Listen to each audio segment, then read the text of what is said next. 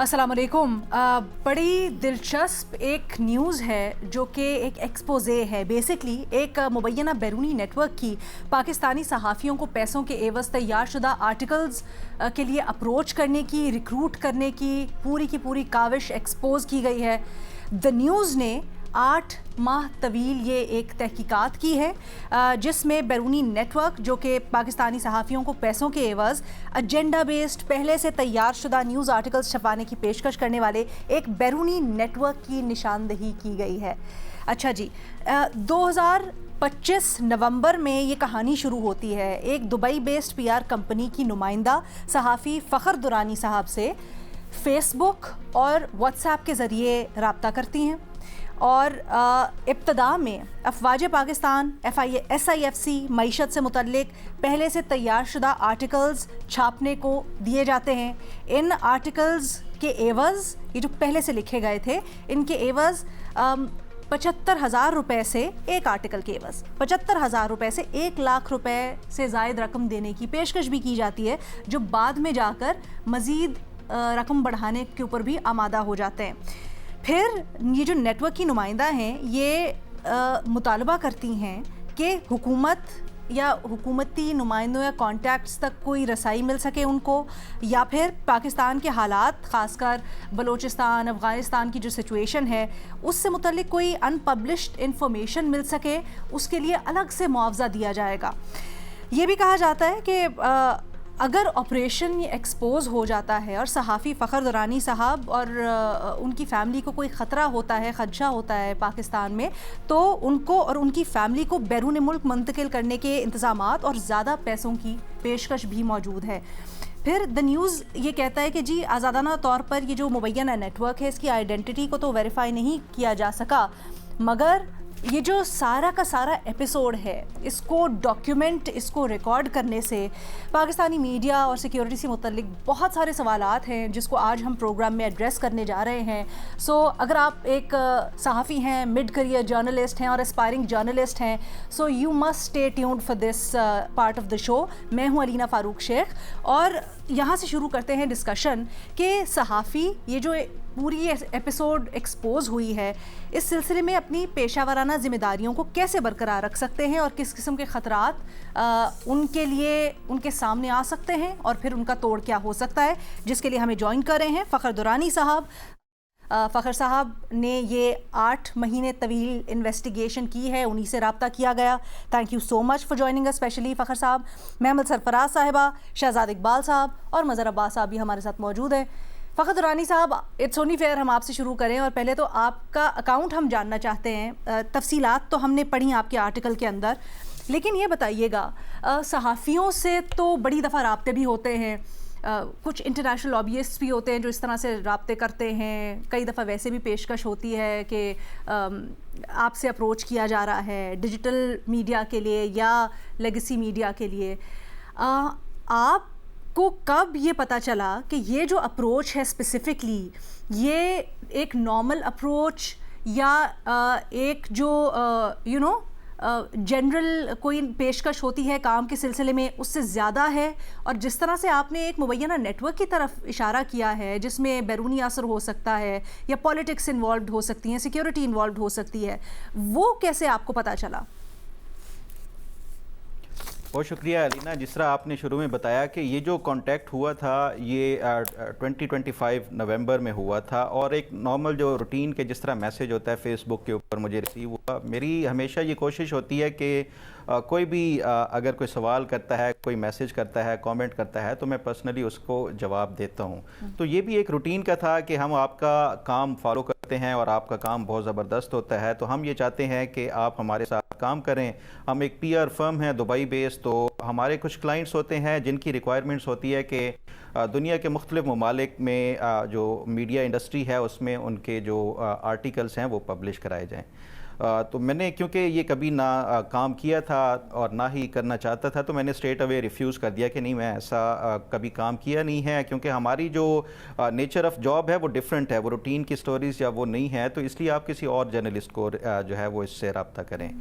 लेकिन वो कंसिस्टेंटली जो है वो बार बार मैसेजेस मुझे भेजे जा रहे थे कि नहीं, हम आपके साथ काम करना चाहते हैं, आप जो है इसका जो है वो आपको बेनिफिट होगा, फाइनेंशली जो है वो मॉनिटरी बेनिफिट्स भी होंगे आपको, और उसके अलावा नेटवर्किंग के हवाले से भी।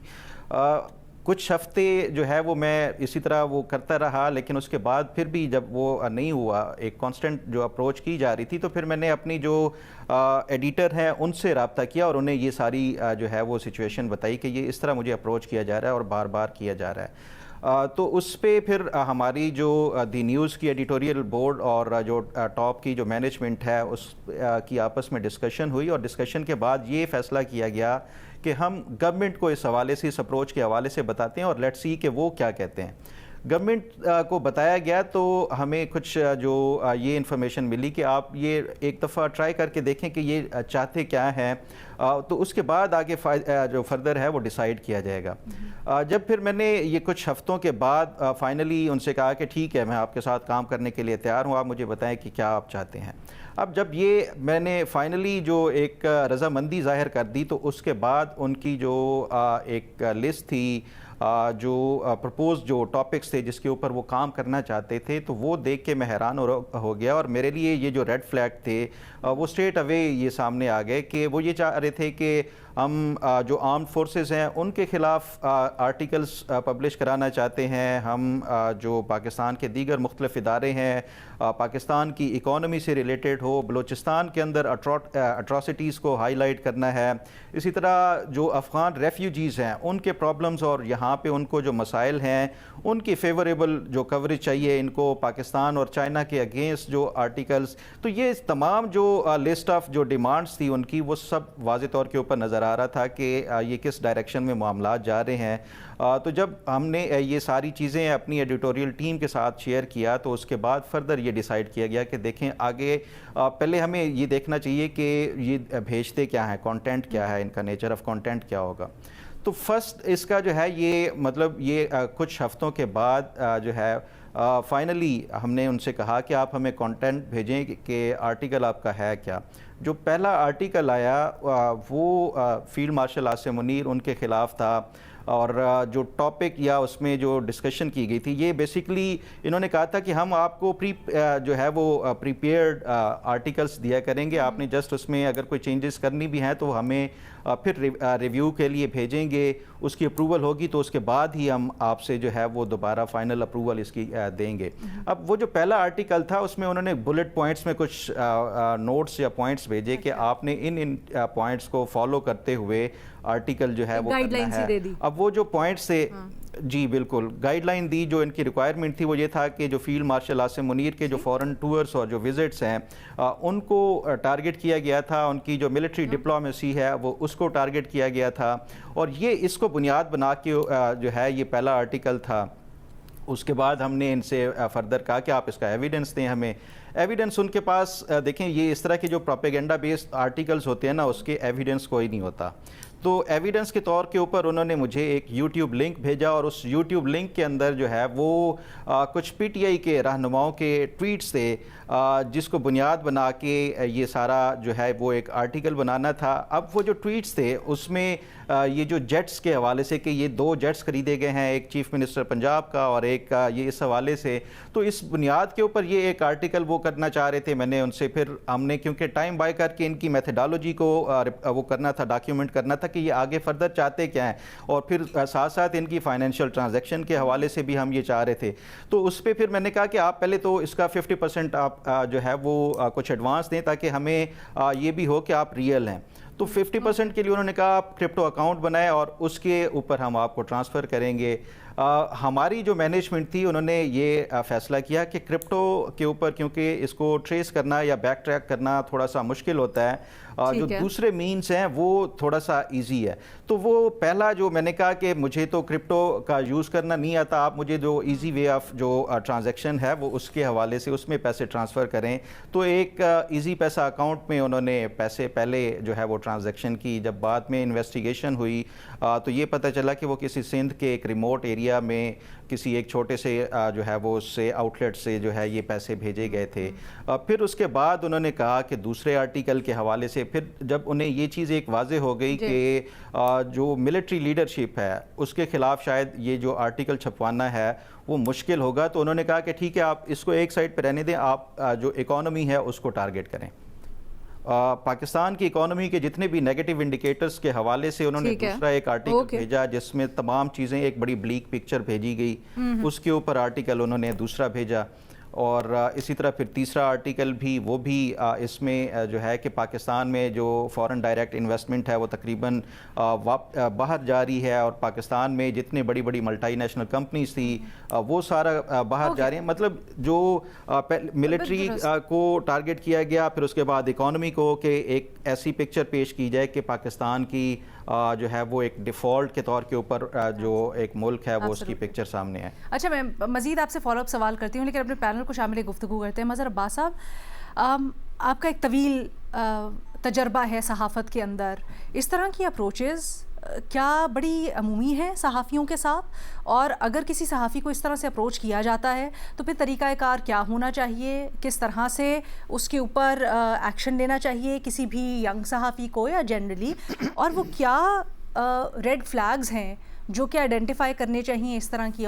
देखिए, पहली चीज़ तो ये कि फ़खर से ये मैं जानना चाहता हूँ कि ये जो आर्टिकल्स भेजे जाते हैं, भेजे गए या जो उनका इरादा था उसके ऑथर का भी नाम था उस आर्टिकल के, या वो ये चाह रहे थे कि आप अपनी बायलाइन के साथ ये आर्टिकल्स छापें? एक तो ये इम्पोर्टेंट बात है कि वो किसी और ने लिखे, किसी ज़ाहिर है अगर किसी अखबार में टू इंटरजेक्ट फ़खर।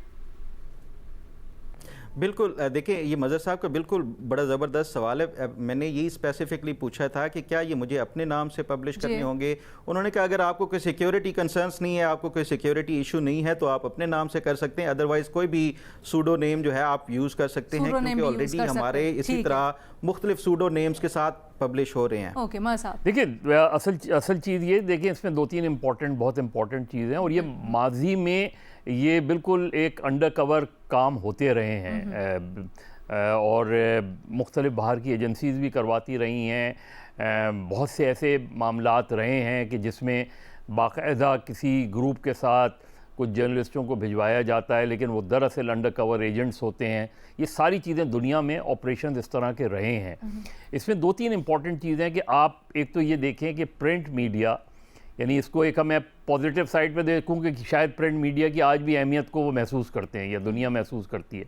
दूसरी चीज़ ये है कि जर्नलिस्ट हमारे यहाँ ख़ासतौर पर पाकिस्तान में बहुत वल्नरेबल होते हैं। बाद लोग ज़ाहिर है उनकी इकनॉमिक कंडीशंस, अब अगर किसी को तनख्वाहें नहीं मिल रही, किसी को वो नहीं मिल रहा, तो उसको वो मेरा ख्याल है ब्लैकमेल तो मैं नहीं कहूँगा, लेकिन उसे इस्तेमाल कर सकते हैं और वो शायद इस्तेमाल हो सकते हैं। लेकिन यहाँ जो एक ग्रे एरिया है जो मुझे लगता है कि शायद वो पता नहीं किस जहन के मालिक हों, लेकिन ज़ाहिर है जो आर्टिकल्स हैं इसका मतलब ये है कि वो सिर्फ अंग्रेज़ी अखबारों में छपवाना चाहते हैं।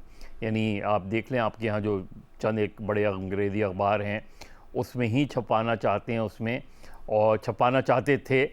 मेरा नहीं ख्याल कि कोई आर्टिकल छपा भी होगा, या आई डोंट नो, फ़खर बताएंगे। फ़खर कह रहे हैं कि नहीं छपा था, नहीं छपा ना, तो इसके, लेकिन इस तरह की चीज़ें होती रही हैं। अब हमें क्या करना चाहिए?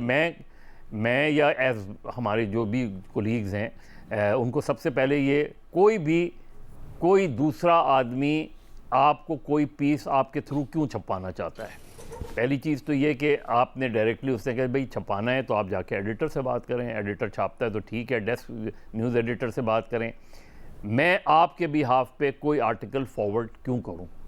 और जो चीज़ मैंने नहीं लिखी उसके लिए मैं पैसे क्यों लूं आपसे? तो ये तो एक जर्नलिस्टिक नॉर्म्स की बात है कि मैं क्यों आपका ये इसका हिस्सा बनूं, चाहे वो एनजीओ की शक्ल हो, कोई भी एक शक्ल हो। लेकिन जो चीज़ मैं समझूंगा, जो चीज़ मैं लिखूंगा, वो मैं अपनी बायलाइन के साथ छापने की कोशिश करूंगा या छपेगी। लेकिन मैं किसी दूसरे का आर्टिकल और कोई दूसरी ऑर्गेनाइजेशन आपको इस वजह से हायर करे कि आपका काम ये है, ये मैं अभी कंटेंट ऑफ द आर्टिकल एक तरफ रखें, लेकिन आपका काम ये है कि आप ये आर्टिकल अखबारों में छपवाएं उसमें, तो एज ए जर्नलिस्ट, कोई पीआर फर्म हो तो एक अलग बात है, एज ए जर्नलिस्ट मेरा पहला सवाल यही होगा कि क्यों मुझे अगर किसी इशू के ऊपर लिखना है तो मैं अपनी इन्वेस्टिगेशन करूंगा, अपनी रिपोर्ट हासिल करूंगा और उसके ऊपर चाहे स्टोरी लिखूं या आर्टिकल लिखूं, उसमें कोई दूसरा स्पेसिफिकली मुझसे क्यों लिखवाना चाह रहा है, वहीं आपका जहन अलर्ट हो जाना चाहिए, वहीं आपको ये पता चल जाना चाहिए कि इसके डिज़ाइन कुछ और हैं। मोहम्मद साहब सॉरी, मैं कता कलामी की माजरत सर, मीडिया में बड़े बुरे हालात भी हैं, ग्राउंड रियलिटीज़ की बात करते हैं, एक तरफ हमें पता है कि सैलरीज़ के मसाइल हैं, दीगर इश्यूज़ हैं, जब इस तरह की पुरकशिश चीज़ें सामने आती हैं तो हर किसी से हम ये तवक्को तो रखते हैं कि वो स्टैंड लेगा, लेकिन हर कोई शायद नहीं ले सके, इतने हर किसी के मजबूत नहीं होती हैं नर्व्स। इसीलिए ऐसे में क्या किस तरह से, इसीलिए अलीना सबसे इम्पोर्टेंट, जब हम अक्सर ये बात करते रहते हैं कि एडिटर का इंस्टीट्यूशन क्यों इम्पोर्टेंट होता है, क्योंकि it is the editor who finally take the decision. तो एडिटर्स का होना क्यों ज़रूरी है? इसलिए ज़रूरी है कि कोई एक ऐसी अथॉरिटी हो, मैनेजमेंट इसमें नहीं आती मेरे नुक्ते नज़र से, मैनेजमेंट का एक बिल्कुल दूसरा वो और एडिटर ज़्यादा क्लोज कांटेक्ट में होता है सहाफ़ियों से, और एडिटर वो समझ सकता है उन चीज़ों को, इसलिए स्ट्रॉन्ग एडिटर ज़रूरी हैं, और ताकि इस तरह की चीज़ों को रोका जा सके। ठीक है। अच्छा, वैसे तो डिजिटल मीडिया ने बड़ा मुख्तलिफ कर दिया मामला, इसको भी आगे जाके डिस्कस करते हैं, बट शहजाद इकबाल साहब, मुख्तलिफ पहलू हैं इस स्टोरी के। एक जर्नलिज्म एथिक्स के ऊपर मज़ा साहब ने भी बात की, दूसरा इसका एक नेशनल सिक्योरिटी का पहलू भी है। आपके लिए सबसे ज़्यादा क्या स्टैंड आउट किया इस कहानी में? बहुत शुक्रिया अलीना।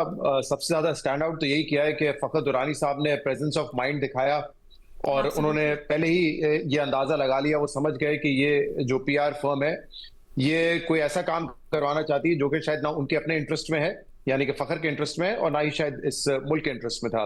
और उन्होंने जो है बड़ा बरवक्त मैनेजमेंट को लूप में लिया, और जैसे वो बता रहे हैं कि गवर्नमेंट को भी लूप में लिया, और फिर उनको एक्सपोज करने की कोशिश की, और आज इनकी स्टोरी आई तो इस पे फ़खर साहब को मुबारक हो कि उन्होंने बड़ा प्रेजेंस ऑफ माइंड दिखाई, और ये बड़ी अच्छी स्टोरी की उन्होंने।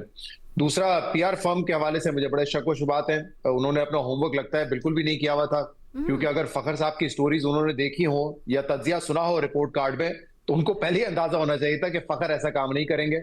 एक क्रेडिबल जर्नलिस्ट है, और मेरे ख्याल से एक व्यूअर जो है वो सुन के अंदाजा लगा लेता है कि ओपिनियन किसी का भी हो सकता है, लेकिन ये अंदाजा लगा सकता है स्टोरीज अगर आप रेगुलरली देख रहे हो या तज्जिया सुन रहे हो, यार ये किसी के कहने पे, किसी पीआर फर्म के कहने पे ये स्टोरी नहीं करने वाले। तो मेरे ख्याल से पीआर फर्म को मजीद मेहनत करने की जरूरत है कि उन्होंने गलत सहाफी का जो है जहां आप इसको ज़राए तफन्नुन बोल रहे हैं, इसमें बड़ी गहरी बात भी है। नहीं, क्योंकि देखिए ना जिस तरह के हालात है हमारे मीडिया में, नहीं, मैं एक और इसका पर्सपेक्टिव आपके सामने रखना चाह रही हूँ ना, जहाँ बिल्कुल सही बात है, वहाँ ये भी तो है कि अगर मीडिया के हालात से तंग कोई बिल्कुल सीधा जर्नलिस्ट भी हो और वो हो जाए पोच, ये किसी के वीक मोमेंट का पता थोड़ी होता है, अगर वो हो जाए तो फिर ये भी हो सकता है। जब भी ये तो तुक्का लग गया तो लग गया, नहीं तुक्का लगे, मैं वही कह रहा हूँ ना, आप कोशिश करेंगे उन लोगों को इन्फ्लुएंस करने की जो आपको पता है कि शायद आपके जाल में फंस जाए। लेकिन मैं ये इसको बड़े सीरियसली कह रहा हूँ कि फ़खर क्योंकि एक क्रेडिबल जर्नलिस्ट है, उनकी स्टोरीज आप देखें द न्यूज के लिए जो उन्होंने की है, या मैं कह रहा हूँ कि इवन तज्जिया सुन लिया जाए, तो आपको अंदाजा हो जाता है कि ये जर्नलिस्ट किसी के कहने पे, किसी पीआर फर्म के कहने पे काम नहीं करेगा। हाँ, आपकी सोर्सेज हो सकती हैं, वो आपको स्टोरी देते हैं, आप उसको वेरीफाई करते हैं, उसको चेक करते हैं, क्रॉस चेक करते हैं, और फिर आप स्टोरी दे सकते हैं। ये सहाफियों के साथ होता है, हमें बहुत सारे लोग अप्रोच कर रहे होते हैं स्टोरीज के हवाले से, और जरूरी नहीं है, हो सकता है वो इनफरादी स्टोरीज हो सकता है किसी कंपनी के हवाले से हो सकता है हुकूमत के हवाले से।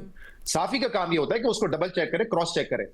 लेकिन जब पीआर फर्म कोई एक सीनियर सहाफी या एक आप कह रहे तजुर्बेकार सहाफी को देगी कोई स्टोरी, तो फिर आप पहले ही जो है कॉशियस हो जाते हैं कि पीआर फर्म क्यों अप्रोच कर रही है। उनका तो कोई अपना ही एजेंडा हो सकता है, उन्होंने किसी से पैसे लिए होंगे अपने क्लाइंट से, और वो चाहते होंगे कि हमें भी पैसे देके वो काम करवा लें।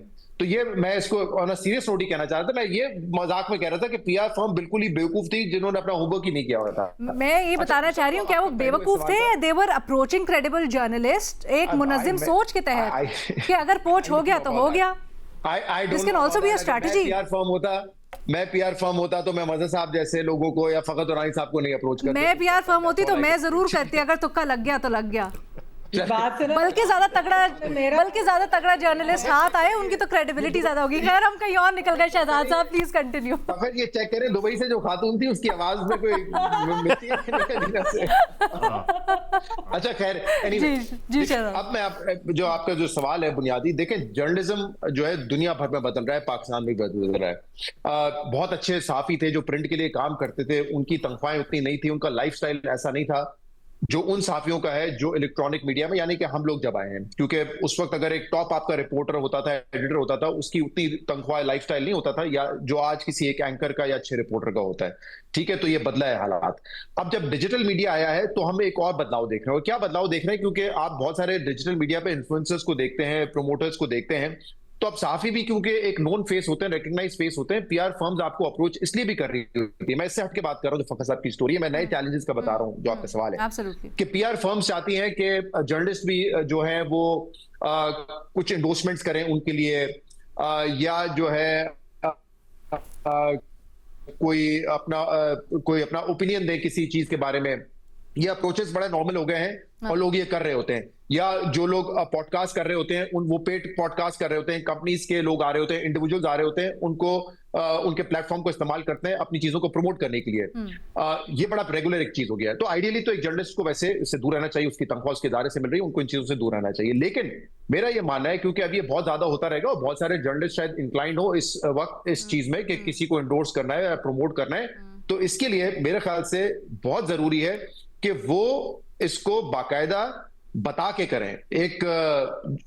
इस पे जो है कि ये मैं किसी के लिए कर रहा हूं, ये पेड कंटेंट है, कोई इंडिपेंडेंट व्यू नहीं है।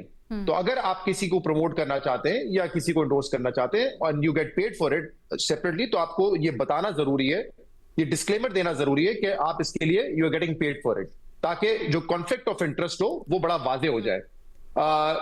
और अगर कोई स्टोरी आपने मेरिट पे करनी है तो उस पर तो जरूरत नहीं है। और इसकी मिसाल टीवी चैनल्स पे आप देख सकते हैं ना, अक्सर आप देखते हैं कि कोई पब्लिक सर्विस मैसेज का भी एक ऐड आता है, तो उसमें ये बाकायदा बता दिया जाता है this is a public service message. या अगर कोई सरकारी ऐड चल रहा होता है तो आपने देखा है कि सरकार का इन दी एंड, चाहे वो पब्लिक मैसेज ही क्यों ना हो, कोई गवर्नमेंट ऐड हो, पब्लिक मैसेज हो, लेकिन वो चैनल्स जो है वो इस लोगों के साथ चलाते हैं कि ये फलाना वजाहत का है या ये पेड कंटेंट है। तो ये डिस्क्लेमर देना जो है बड़ा जरूरी है, डिस्क्लोज करना इनफैक्ट बड़ा जरूरी है ये कि आप इस पे पेड प्रमोशन कर रहे हैं।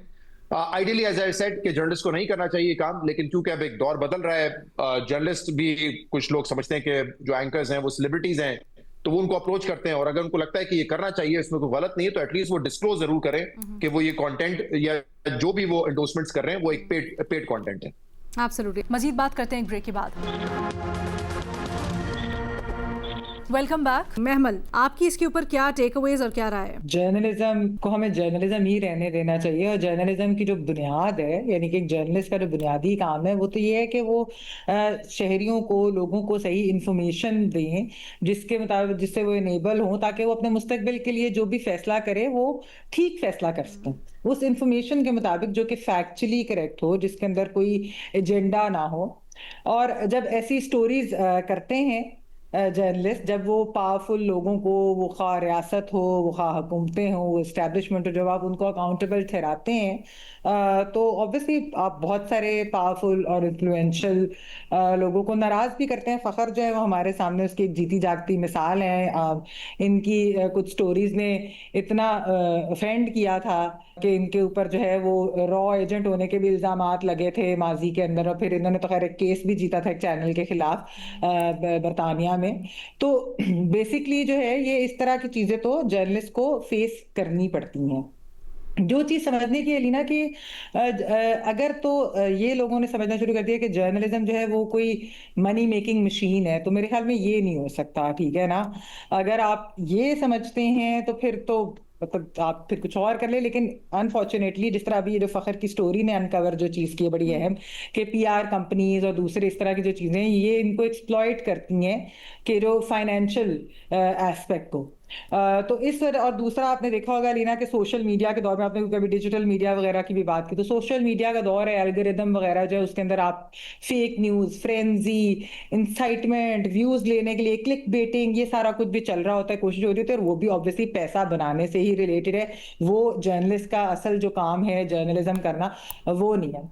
तो जब भी जर्नलिस्ट ये काम करते हैं कि वो बजाय इसके कि वो लोगों को सही इंफॉर्मेशन दें, बल्कि वो ये करें कि या हम पॉपुलिज्म की गोद में बैठ जाएं, या हम किसी पावरफुल का माउथ पीस बन जाए, या हम पैसे कमाने के लिए अनएथिकल जो है प्रैक्टिसेस वो करने लगे, तो फिर उसको जो है वो इस तरह की पीआर कंपनीज हों या इस तरह के जो लोग होते हैं या कोई ऑर्गेनाइजेशंस होती हैं, वो इस चीज को एक्सप्लॉइट जरूर करती हैं। लेकिन मैं यहाँ पर ये जरूर कहूंगी अलीना कि देखें, ऐसा नहीं है कि जर्नलिस्ट जो हैं वो सिर्फ और सिर्फ जो है, अगर एस्टैब्लिशमेंट को क्रिटिसाइज, पाकिस्तान के अंदर मैं जर्नलिस्ट की बात कर रही हूँ, कि वो अगर एस्टैब्लिशमेंट को क्रिटिसाइज करें या वो स्टेट को क्रिटिसाइज करें या वो रियासत के फैसलों को क्रिटिसाइज करें, तो वो किसी एजेंडा या पीआर या किसी पैसे के वजह से कर रहे होते हैं। हमने, हमारे यहाँ पूरी एक हिस्ट्री है जिसके अंदर सहाफ़ियों ने, इंडिपेंडेंट सहाफ़ियों ने जो है वो ललकारा है, ताकतवर लोगों को ललकारा है। जैसे मैंने अभी फ़खर की भी आपको एग्जांपल दी। तो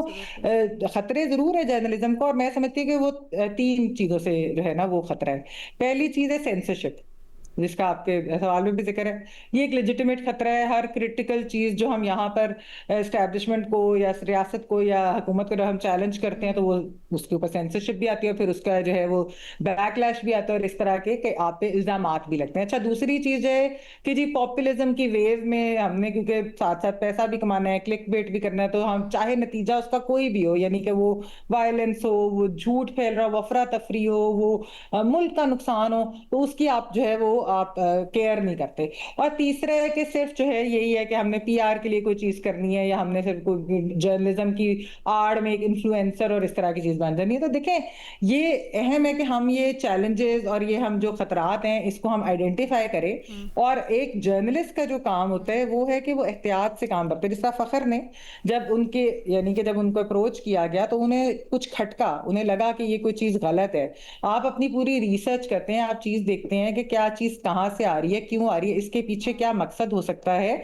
लेकिन मैं फिर भी एंड पे ये दोबारा कहूंगी कि हर जर्नलिस्ट को इस सेम ब्रश से पेंट नहीं करना चाहिए, क्योंकि ये हमारे यहाँ एक है मसला कि जब आप मिसिंग पर्सन्स पे बात करते हैं, जब आप जो है अगर आप गुड तालिबान बैड तालिबान वाली पॉलिसी को क्वेश्चन करते हैं, जब आप हाइब्रिड रिजीम को जो है सवाल उठाते हैं, ऑपोजिशन के ऊपर, क्रैकडाउन के ऊपर आप बात करते हैं, आप दूसरी गवर्नमेंट की आप एक्सेसेस के ऊपर बात करते हैं, कभी आपकी हुब्बुल वतनी को चैलेंज किया जाता है, कभी आपको कहा जाता है कि आप फंडेड है कहीं और से, ऐसे ऐसे इल्जाम लगाए जाते हैं जिनका क्या ही बात करें, बल्कि हम कर भी चुके हैं। हमारे यहाँ ये बना लिया, रियासत ने एक्चुअली इस चीज को एक वेपनाइज किया, इस चीज को, कि जो जेन्युइन जर्नलिस्ट जो जेन्युइन बातें करते हैं, जेन्युइनली क्वेश्चन करते हैं, अकाउंटेबल आपको ठहराना चाहते हैं, उनके ऊपर भी इस तरह के जो इल्जामात लगते हैं। और जैसे मैंने कहा कि फखर उसकी एग्जांपल है, प्रीवियस रिजीम में इनके साथ। आई थिंक ये जो आपने बात की ना ट्रांसपेरेंसी वाली, ट्रांसपेरेंसी होनी चाहिए ताकि जो क्रेडिबल जर्नलिस्ट्स हैं उनकी भी लोगों को निशानदही हो। हज़रत अब्बास साहब कुछ ऐड करना चाह रहे हैं? जर्नलिज्म की जो बुनियाद है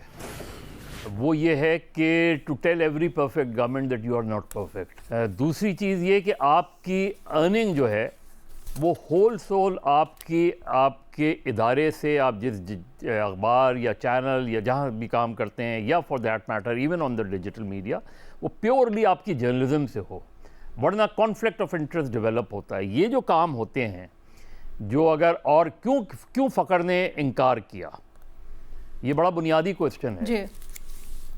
शायद किसी और जर्नलिस्ट को अप्रोच करते वो कोशिश करता, वो इनकार नहीं करता, इसलिए कि अगर किसी जर्नलिस्ट को जर्नलिस्ट की बेसिक्स पता है, जर्नलिज्म की बेसिक्स पता है, तो वो हमेशा उसका जहन अलर्ट होगा कि, और पहला क्वेश्चन होगा कि ये मेरे थ्रू क्यों करवाना चाहते, वो डायरेक्टली क्यों नहीं अप्रोच करना चाहते।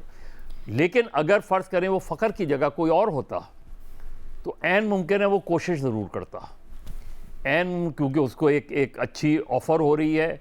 यहाँ कितने कॉलम नवीस हैं जिनको एक कॉलम के 75,000 मिलते हैं, शायद 20,000 भी ना मिलते हों, यहाँ उसमें लाख मिलते हों। तो अगर आपका काम भी नहीं हो रहा, आपने ख़ुद भी नहीं लिखा, किसी ने लिखकर आपको भेज दिया और आपने जाके किसी अखबार में बात कर ली, उन्होंने छाप भी दिया उसमें, तो आपको पैसे मिल गए। ये सिर्फ वो कर सकते हैं जो बुनियादी जर्नलिज्म को नहीं समझते, जो बेसिक जर्नलिज्म को नहीं समझते। तो क्योंकि हमारे यहाँ एक मशरूम ग्रोथ है और उस मशरूम ग्रोथ में ऐसे बेइंतहा लोग हैं जो इस तरह की पीआर फर्म के झांसे में आ सकते हैं, इसलिए एज ए जर्नलिस्ट और हम सबको जो भी वो समझते हैं उनको इस मामले में ना सिर्फ अलर्ट रहना चाहिए बल्कि जो नए जर्नलिस्ट हैं उनको ये बताना चाहिए कि इस तरह की ऑफ़र से बहुत ज़्यादा केयरफुल रहें। फ़खर दुरानी साहब, आपको आवाज़ आ रही है? जी बिल्कुल आ रही है। अच्छा फ़खर, जाते जाते हमें अगर लुबे-लुबाब इसका बता जाएं, मेरा ख्याल है महमल कुछ कहना चाह रही, मैं वापस आती हूँ महमल की तरफ, बट फ़खर जाते जाते हमें ये बता दीजिएगा कि आपकी राय में पाकिस्तानी जर्नलिस्ट कितने ससेप्टेबल हैं इस ख़तरे से, इस तरह की ऑफ़र से, और अगर कोई यंग जर्नलिस्ट है उसको इस तरह की ऑफ़र होती है तो फिर आपकी राय में क्या उसका एक्शन होना चाहिए या क्या करना चाहिए उसको? अलीना, दो तीन चीज़ें हैं। पहली बात तो ये है कि क्या ये वाकई पीआर फर्म थी या ये कोई हॉस्टाइल इंटेलिजेंस एजेंसी थी। देखिए, उसके लिए दो तीन बतौर एक सहाफ़ी के हमारे जो है वो जब हम कवर कर रहे होते हैं तो कुछ ना कुछ चीज़ों का अंदाज़ा हो जाता है। पहला जो मैं अलर्ट हुआ कि ये जो आर्टिकल का कंटेंट था उससे अंदाज़ा हुआ कि ये पीआर फर्म ऐसा क्यों चाहेगी। फिर उसके बाद जो ज़्यादा मेरे लिए एक रेड फ्लैग था वो ये था कि ड्यूरिंग दिस होल प्रोसेस एक जब पाकिस्तान और अफ़गानिस्तान के जो क्लैश हुए बॉर्डर पे, तो मुझसे रब्ता किया गया और ये कहा गया कि हमें वो कुछ पिक्चर्स, कुछ वीडियोस, कुछ इस तरह के जो फुटेजेस वगैरह वो अगर आप प्रोवाइड कर दें जो कि अभी तक पब्लिश ना हुए हों, कभी कोई सोशल मीडिया या उसके ऊपर ना आए हों, तो उसका हम आपको सेपरेटली जो है वो पे करेंगे। एक पीआर फर्म किसी एक जो है कॉन्फ्लिक्ट जोन की इस तरह की वीडियोस और फुटेजेस क्यों चाहेगी, ये मेरे लिए एक और रेड फ्लैग था। फिर उसके साथ साथ जब ये फाइनली ये कुछ चीज़ें सामने आ गई तो उसके बाद हमने ये फैसला किया कि हमारे पास फाइनेंशियल ट्रांजैक्शंस भी हैं, हमारे पास 3 आर्टिकल्स और उनका कंटेंट भी है, पूरी 8 महीने की जो डिस्कशंस और जो कन्वर्सेशन है उसकी हिस्ट्री है, ये सारी चीज़ें हैं। लेकिन उसके बावजूद भी हमें एक चीज़ इनसे ये कन्फ्रंट करके ये पता करनी होगी कि ये कौन है, इनकी जो असल जो इनकी है क्या।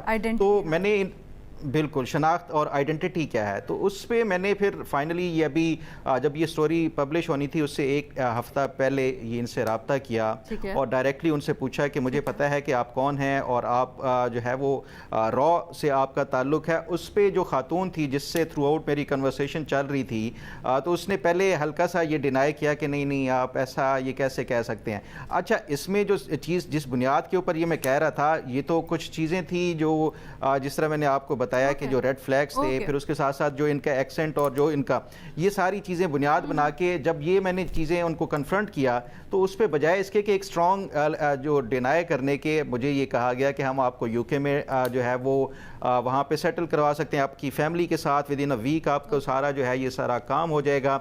ये सारी चीज़ें और जो एक जितनी भी लुक्रेटिव जो ऑफर्स हो सकती हैं वो दी गई।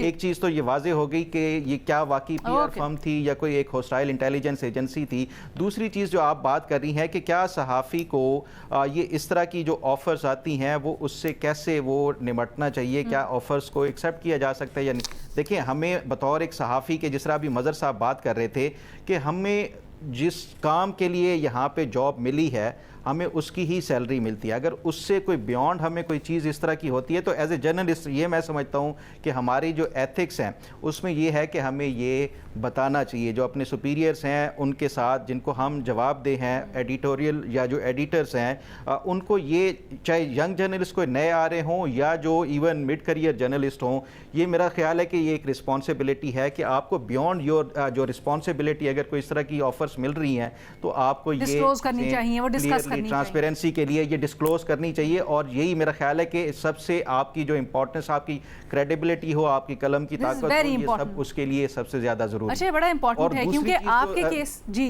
फ़खर कंप्लीट कीजिएगा लेकिन मुख्तसर। दूसरी चीज़ देखें, हमने ये प्रैक्टिस कहाँ से सीखी है। ठीक, आप अगर अमेरिका जाएं या किसी दूसरे मुल्क में जाएं, इसी तरह की फेलोशिप्स के लिए जाएं, स्टडी टूर के लिए जाएं, किसी भी पर्पज़ के लिए जाएं, तो आपसे क्या चीज़ वहाँ पे डिमांड की जाती है कि आप जिस मकसद के लिए आए हैं, जिसके लिए आपको यहाँ पे पे किया जा रहा है, अगर उसके अलावा कोई आपकी एक्स्ट्रा इनकम होगी तो आप यहाँ पे डिक्लेयर करेंगे उनका जो सिस्टम है उसके तहत। तो इससे क्या चीज़ होती है कि आपने एक्स्ट्रा जिस चीज़ के लिए आए हैं उसके अलावा कोई भी है तो वो आप डिस्क्लोज करें। तो ये यंग सहाफ़ियों के लिए और हमारे जैसे सहाफ़ियों के लिए मेरा ख्याल है कि सबसे अहम आपकी क्रेडिबिलिटी और जो इंटेग्रिटी है, बड़ा इंपॉर्टेंट, आई थिंक ये बड़े इंपॉर्टेंट फैक्टर्स और आइडेंटिफायर्स आपने बताए हैं, क्योंकि अक्सर ये होता है आपके साथ, तो आपने बड़े आइडेंटिफाई भी किया है इसको पेशेंस के साथ अच्छे तरीके से, लेकिन कई दफ़ा यंग सहाफ़ी या बंदा इस मुबालके में भी रहता है, इस कन्फ्यूजन में रहता है कि क्या ये मुझे जो पेशकश हो रही है किसी इंटरनेशनल मीडिया आउटलेट से तो नहीं हो रही, किसी इंडिपेंडेंट मीडिया आउटलेट से तो नहीं हो रही,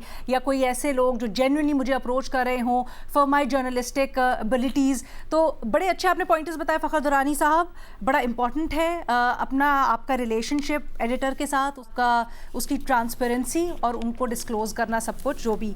बाकी भी हमारे तज्ज़ियाकारों की आपने सजेशन सुनी। एक छोटी सी यहाँ पर ब्रेक लेनी है, उसके बाद बलूचिस्तान का issue after the break. Balochistan की सूरत हाल के ऊपर बात करते हैं, जहां आज की खबर ये है कि मस्तूंग में गाड़ी के ऊपर फायरिंग हुई है, जिसके नतीजे में सेशन जज अब्दुल हकीम काकड़ और उनका गनमैन जाम बहक हो गया है। एडिशनल सेशन जज तारिक लाशारी समेत 2 अफराद शदीद ज़ख्मी हुए हैं। डीबीओ का बताना है कि सेशन जज और एडिशनल सेशन जज क्वेटा में सेशंस कोर्ट मस्तूंग ही आ रहे थे। ये पहला वाक़या नहीं है बलूचिस्तान के अंदर लॉ एंड ऑर्डर की सिचुएशन बनी है और टारगेट किया गया है सिविलियंस को। इससे पहले भी हमने देखा मुख्तलिफ मुतअद्दिद गाड़ियों को रोका गया, फायरिंग की गई, जिसके नतीजे में अफराद जान से भी गए और ज़ख्मी भी हुए। सवाल ये है कि बलूचिस्तान में दहशतगर्दों की जानिब से जो सिविलियंस को टारगेट करने के बढ़ते वाक़यात हैं, मसले का हल क्या है? शहजाद। देखें अलीना, बहुत ही अनफॉर्चुनेट वाकया है जो हुआ है दोबारा बलूचिस्तान में, और दहशतगर्दी हम देख रहे हैं कि केपी और बलूचिस्तान में दोबारा बहुत हद तक बढ़ चुकी है। और इसमें तो कोई शक की बात नहीं है कि जो दहशतगर्द हैं, जिन्होंने असला उठाया हुआ है, जो हमारे लॉ इन्फोर्समेंट एजेंसीज के लोगों को मारते हैं, चाहे उसमें पुलिस हो, एफसी हो, हमारे फौजी जवान हो, जो उनसे मुकाबला कर रहे हैं, जो उनके ऊपर अटैक्स कर रहे हैं या जो सिविलियंस के ऊपर अटैक कर रहे हैं, उनके लिए तो कोई माफी नहीं है। उनको तो आपने क्लीन अप करना है। अब उसके लिए आईबीओ जरूरी है या उसके लिए कोई बड़ा ऑपरेशन जरूरी है, जैसे अभी बलूचिस्तान में ऑपरेशन शाबान का ऐलान किया गया था, वो तो करना है, उससे तो हम पीछे नहीं हट सकते। और इनके लिए तो कोई माफी नहीं हो सकती। जो लोगों को आके कत्ल करें, शहीद करें, उनके लिए तो कोई माफी नहीं हो सकती। अब ये हुकूमत को पता है, लॉ इन्फोर्समेंट एजेंसीज को पता है कि किस तरीके से उन्होंने इस ऑपरेशन को करना है, कि वो आईबीओ के जरिए होगा या एक पूरा फुल फ्लेज ऑपरेशन होगा। लेकिन ऑब्वियसली साइड बाय साइड हमें एक पॉलिटिकल सोल्यूशन की तो जरूरत है, और उसमें ऑब्वियसली उन लोगों को एंगेज करने की जरूरत है जो कि बातचीत करना चाहते हैं, जो रियासत पाकिस्तान को तस्लीम करते हैं, जो बलूचिस्तान के इश्यूज को जानते हैं और जो समझते हैं कि रियासत अगर उनके साथ मिलकर काम करेगी तो शायद बेहतर नताइज आएंगे। और इसकी मैं मिसाल पहले भी दे चुका हूं। देखें 2014 अगर आप याद करें, मैं ये प्लीज मुख्तसर बता दूं, बड़ा इंपॉर्टेंट है। जब एपीएस का वाकया हुआ था ना, तो उस वक्त जाके इस मुल्क में ये डिबेट खत्म हुई थी गुड तालिबान बैड तालिबान की। हमने कई सालों तक ये डिबेट की थी कि गुड तालिबान है उनसे हम बातचीत करेंगे, बैड तालिबान है उनको हम मारेंगे। और क्योंकि उसमें पॉलिटिकल पार्टीज देमसेल्व्स डिवाइडेड थी, तो इसीलिए हम किसी एक पेज पर नहीं आ रहे थे। और एपीएस के बाद हमने ये देखा कि तमाम पॉलिटिकल पार्टीज, जब एक नेशनल एक्शन प्लान बना, पॉलिटिकल पार्टीज एक पेज पर आई, आपकी लॉ इन्फोर्समेंट एजेंसीज एक पेज पे थी, और उसके बाद जो ऑपरेशन हुआ उसमें हमें कामयाबी मिली। आज हमें दोबारा उस यूनिटी की जरूरत है। तो इसीलिए जो बलूचिस्तान को जानते हैं, जो बलूचिस्तान के सॉल्यूशंस को जानते हैं, उनसे तो एंगेज करने की हमें जरूरत है। हम ये नहीं कर सकते उनको कि उनके कुछ तनकीद की वजह से, या अगर वो समझते हैं कि इस वक्त पॉलिसी गलत है, तो उस वजह से आप उसको भी डिस्कार्ड कर दें उन लोगों को और उनसे एंगेजमेंट छोड़ दें। उनसे तो आपने एंगेज करना है और सॉल्यूशंस निकालने हैं। तो मेरी राय में जो हार्डकोर टेररिस्ट हैं उनसे मुकाबला करते रहें, लेकिन जो सियासी लोग हैं उनसे बात की जाए, उनसे जो सॉल्यूशंस दे सकते हैं उनसे आप जरूर एंगेज करें। ठीक है मेहमान। देखिए रीना, पहली चीज तो ये है कि जहां तक जिस तरह अभी शहजाद ने बात की, ऑपरेशन गज़्ब-उल-हक हो या ऑपरेशन शाबान हो, उनके बाद जो है वो ज़रूरी भी हैं, क्योंकि एक तरफ तो काइनेटिक ऑप्शन, जब इस तरह के टेररिस्ट अटैक्स खैबर पख्तूनख्वा और बलूचिस्तान के अंदर आए दिन हो रहे होते हैं, यानी कि उसके अंदर कमी उस तरह से नहीं आ रही होती, तो फिर आपको काइनेटिक ऑप्शन तो इस्तेमाल करना पड़ता है दहशत गर्दों के खिलाफ। आपने दहशत गर्दों को सेपरेट रखना है जो दूसरी अवाम है। और बलूचिस्तान के तनाजुर में मैं आपको कहूँ कि वो खैबर पख्तूनख्वा से इसलिए फ़र्क है कि TTP के लिए जो है खैबर पख्तूनख्वा के लोगों के अंदर कोई मोहब्बत या इस तरह की चीज या उनकी कोई वो उसको उस तरह से एक्सप्लॉइट नहीं कर सकते होंगे, वो कोई और वजह से रिक्रूटमेंट उनकी होती है, ठीक है ना, और तरीकों से होती है। एक जुमला अगर मैं ऐड कर दूं, अगर हम कहते हैं कि वहां पे एक सियासी सोल्यूशन भी चाहिए, तो उसके लिए 2-3 चीजें करनी है आपको: हक हुक्मरानी, हक मिल्कियत एंड रूल ऑफ लॉ। ये आपने देखना है कि तीनों चीजें आपने कैसे देनी है बलूचिस्तान की आवाम को। और उसमें ऑब्वियसली ये होगा कि जब फ्री एंड फेयर इलेक्शंस होंगे, हक हुक्मरानी मिलेगा, जो उनके ग्रीवेंसेस हैं, उनके जो मुतालबात हैं, उनको राइट है, जो उनके पास राइट टू प्रॉपर्टी, वो उनको मिलना चाहिए। And rule of law, rule of law में बिल्कुल यही है, जो दहशतगर्द है उसको आप उसी तरह निपटेंगे जो दहशतगर्द से निपटा जाता है। लेकिन जो नहीं है उससे आप फिर ऑब्वियसली उस तरीके से नहीं निपटेंगे, आपको उनके साथ बातचीत के जरिए मामले को हल करना पड़ेगा। फखर, देखिए अलीना, अभी जो हमने डिस्कस किया था ख़ास तौर पे कि ये जो हॉस्टाइल एजेंसीज़ हैं वो क्या चाहती हैं, उसमें जो उनकी प्रायोरिटी में एक चीज़ ये भी थी कि बलूचिस्तान के अंदर जो ख़ास तौर पे लोगों के ऊपर होने वाली एट्रॉसिटीज़ हैं या जो वहाँ पे लोगों के ऊपर उसको हाईलाइट करने के हवाले से, तो इसका मकसद क्या है कि ये बलूचिस्तान के अंदर जो अनरेस्ट है वहाँ पे एक एलिमेंट जो है वो बयानिया भी है या इंफॉर्मेशन वॉरफेयर भी है। तो मेरा ख्याल है कि हुकूमत को, जिस तरह शहजाद साहब बात कर रहे थे कि 2 prong जो स्ट्रेटजी है कि आपको एक तो डायलॉग भी करना है उन लोगों के साथ जो कि रियासत के ऊपर यकीन रखते हैं और उसके साथ साथ जो सियासत और जो विफाक के ऊपर यकीन रखते हैं उनके साथ डायलॉग की पॉलिसी जो है वो भी अपनानी चाहिए और बंदूक उठाने वालों के साथ सख्ती से निपटना चाहिए। और तीसरा चीज़ जो मेरा ख्याल है कि ये जो शहजाद साहब बात कर रहे थे हक हुक्मरानी, हक मलकियत और जो रूल ऑफ लॉ है, ये मेरा ख्याल है कि रिलेटेड हैं जो बयानिए के साथ, कि जब तक हुकूमत इन वो लोग जो महरूमी का एक बयानिया वहाँ पे वो किया गया है उसको प्रॉपरली एड्रेस नहीं किया जाएगा और प्रॉपरली जो मेरा ख्याल है कि इसके हवाले से हुकूमत को अवेयरनेस कैंपेन और वहाँ पे लोगों की जो है वो हक हुक्मरानी को तस्लीम करते हुए हक मलकियत और वहाँ पे लोगों की डेवलपमेंट के हवाले से भी काम करना होगा। तो ये 2 नहीं 3 prong जो है मेरा ख्याल है हुकूमत को इसके हवाले से काम करना चाहिए। इससे ही ये जो बलूचिस्तान का जो इशू है वो परमानेंटली एड्रेस हो सकता है। अदरवाइज़ फिर आप जो ऑपरेशन करते हैं उसके वक्ती तौर के ऊपर तो एक कुछ वहाँ पे सुकून हो जाता है, लेकिन परमानेंटली जो है वो मुश्किल जो है इसका। अब दूसरी चीज़ एक और भी है कि जो खैबर पख्तूनख्वा के अंदर टेररिज्म है और जो बलूचिस्तान के अंदर टेररिज्म है वो दोनों मुख्तलिफ हैं, क्योंकि बलूचिस्तान के अंदर ये जो इंसर्जेंट्स और जो टेररिस्ट हैं वो लोकल जो वहाँ की अवामी आबादी है उसकी भी सपोर्ट हासिल करके ये जो लॉ इन्फोर्समेंट के इदारे हैं उनको टारगेट करते हैं। तो ये तमाम वो जो चीज़ें हैं उसके तहत ये तभी हो सकता है कि अगर आपने ऑपरेशन भी करना है तो जिस तरह 2014 में बिल्कुल सही कह रहे हैं कि बलूचिस्तान और खैबर पख्तूनख्वा में दहशतगर्दों में और दहशतगर्दाना कार्रवाइयों में फ़र्क है। वहाँ पिछले दिनों मुझे याद है ये भी आइडेंटिफाई हुआ था या इंकशाफ हुआ था कि अब जो तहरीक तालिबान पाकिस्तान जो प्राइमरीली दहशतगर्दी में इन्वॉल्व है खैबर पख्तूनख्वा में, वो बलूचिस्तान के अंदर भी कार्रवाइयाँ कर रही है। सो हम इस लेंस से भी इसको देखते हैं। बट मज़र अब्बास साहब ये कहिएगा, ये जो अभी हम सब कुछ डिस्कस कर रहे हैं और ख़ासकर अब बढ़ते हुए हमले सिविलियंस के ऊपर, ये क्या जो ऑपरेशन हो रहा है उसका रद्द अमल है या इसका रिस्पांस क्या और लॉन्ग टर्म इसकी स्ट्रैटेजी क्या? देखिए, पहली चीज़ ये कि आप इस चीज़ को समझें, क्योंकि हम जो लोग कराची में रहते हैं उन्होंने बहुत खौफनाक पीरियड देखा है। कराची में जो 3 बड़े ऑपरेशन हुए उसमें एक 92 का ऑपरेशन था, एक 95 का। 92 और 95 के ऑपरेशन क्यों नाकाम हुए? 92 और 95 के ऑपरेशन इसलिए नाकाम हुए क्योंकि आपने पॉलिटिकल लीडरशिप को उस तरह ऑन बोर्ड नहीं लिया, तमाम पॉलिटिकल। 2013 का ऑपरेशन इसलिए कामयाब हुआ क्योंकि आपने तमाम सियासी जमातों को, जो मेन स्ट्रीम पॉलिटिकल पार्टीज़ थीं जो कराची में पॉलिटिक्स करती थीं जनरली पूरे सिंध में, उनको ऑन बोर्ड लेके ऑपरेशन किया आपने और उसके बाद हमने उसके बेहतर नताइज देखे उसमें। बलूचिस्तान का मसला जो है वो इसलिए बहुत ज़्यादा सियासी मसला रहा है, और आज से नहीं 70s से, बल्कि उससे भी पहले चले जाएं तो बलूचिस्तान का एक पॉलिटिकल, आपने बलूचिस्तान में रिप्रेजेंटेटिव गवर्नमेंट्स को कभी नहीं चलने दिया। आपने 70s में भुट्टो साहब के पीरियड में नेशनल अवामी पार्टी और JUI की गवर्नमेंट को आपने ख़त्म कर दिया। उसके बाद भी हमने सूरत हाल देखी। एक चीज़ है दहशतगर्दी, और दहशतगर्दी किसी भी सूरत में, किसी भी शक्ल में काबिल कबूल नहीं हो सकती। ख़ास तौर पे अगर आप सिविलियंस को टारगेट करें, ट्रेन्स को टारगेट करें, बसेस को टारगेट करें, तो वो जो लोग हैं उनका बुनियादी मकसद दहशत फैलाना है। कि बलूचिस्तान, जैसे हम बाज़ औक़ात एक ज़माने में हम लियारी के बारे में सुनते थे, लियारी में और बहुत सी पॉजिटिव्स हैं, लेकिन हम लियारी को गैंग वॉर तक कन्फाइन कर दिया था उसमें। तो बलूचिस्तान में पिछले 3-4 सालों में आपको हैरान हुई कि सारी सूरत हाल के बावजूद 50 से 60 लाख रुपए की किताबें बिकी हैं। वहाँ के जो यंगस्टर्स हैं उन्हें किताबें पढ़ने का शौक़ है। आप बलूचिस्तान के जितने भी सियासी लोग हैं, इर्रिस्पेक्टिव कि उनका ताल्लुक़ किससे है, अगर वो एक दहशतगर्दी काबिल कबूल नहीं है किसी भी शक्ल में, क्योंकि वो पॉलिटिकल प्रोसेस को रोकती है। दहशतगर्दी डेमोक्रेसी के लिए जहर है। लेकिन आप मसले के सियासी हल के लिए तमाम सियासी जमातों को ऑन बोर्ड लेना पड़ेगा। आपको एक popular government, truly representative government Balochistan में बहुत ज़रूरी है, इसलिए कि पॉपुलर लीडर ही इस तरह के फैसले कर सकते हैं।